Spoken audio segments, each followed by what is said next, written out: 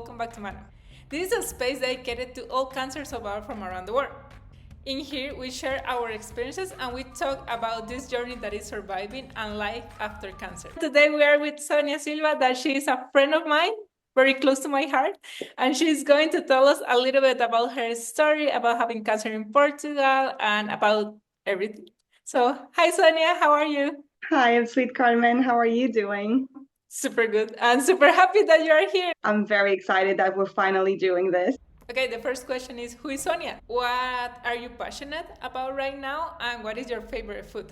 So the first thing that came to my mind when you said food was mashed potatoes. Don't ask me why, but mashed potatoes and tacos. Anything Mexican, I would right now. I would describe myself as funny, like the class clown sometimes. I think you can turn almost everything into a joke, and it's easier to cope with everything and anything with a joke. So why not? I love knowledge. And I feel like you can never learn enough. I'm loyal. I do think I'm loyal. I love my friends. I love fiercely. Yeah. I am a feminist. If you have to wrap up the definition of Sonia, I think feminist. How was to have cancer in Portugal? 0 stars.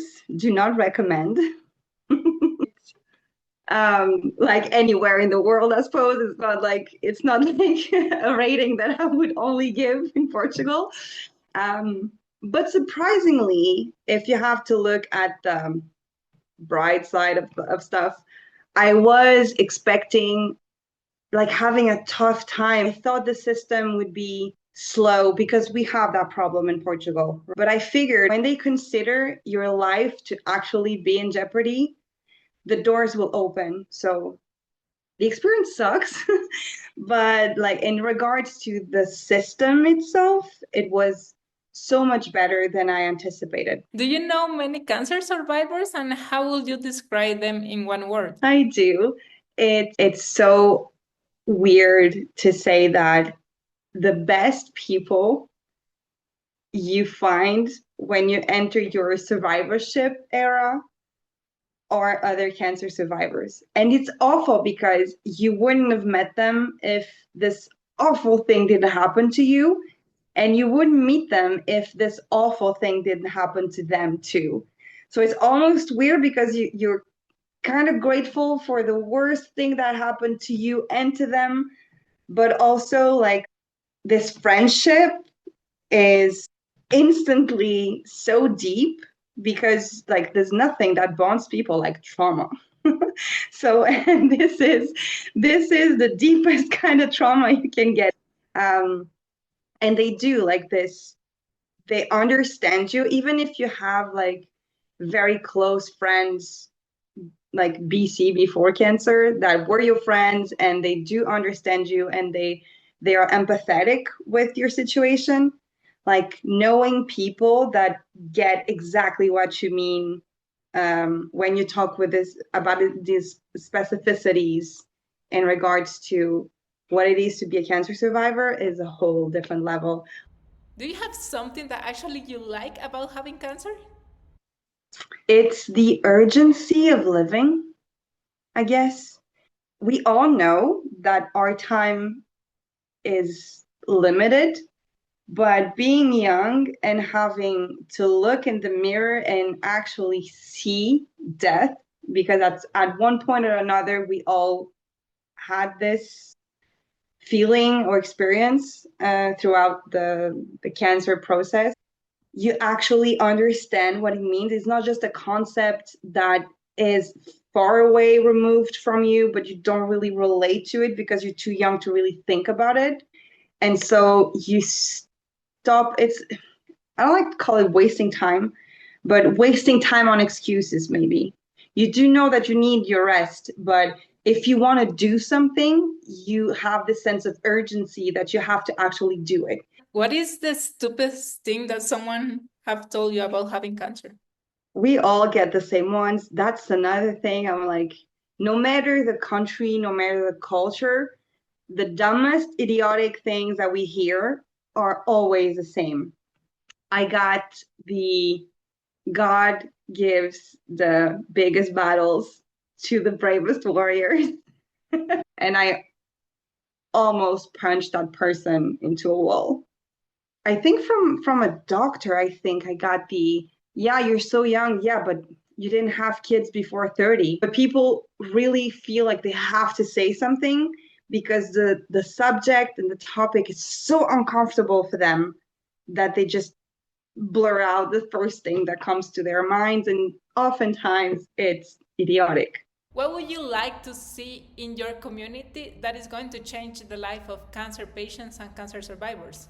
So in terms of the cancer care per se, like how you get chemo and how you get the testing done, like whatever needs to happen.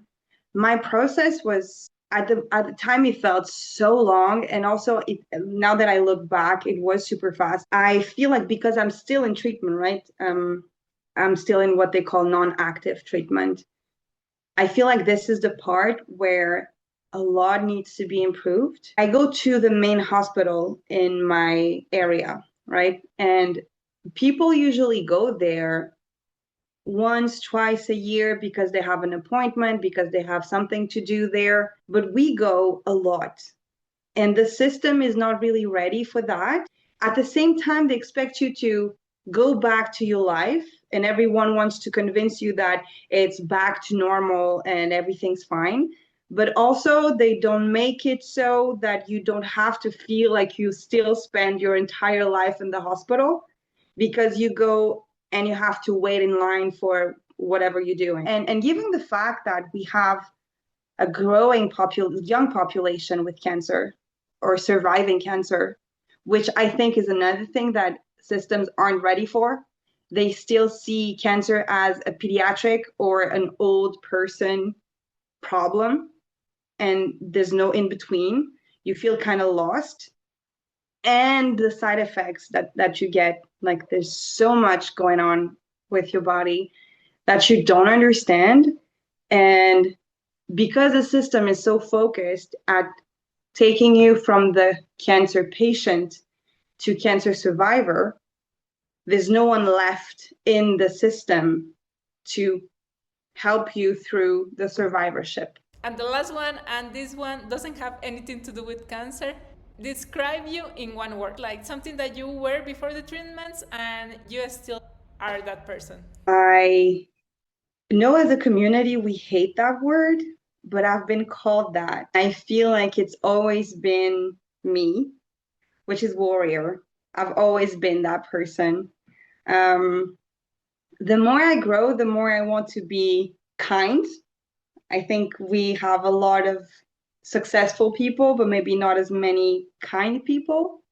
And maybe if you are known by at least your people as someone who's kind, you won in life. But yeah, warrior was something that got me through the cancer process, but I always had it, I think, in some capacity in me. Thank you, Sonia. I love the interview. Thank you for having me, Carmen. It was lovely to see you. Did you like this video? Well, give us a thumbs up, subscribe, and share it with others. Thank you. Bye.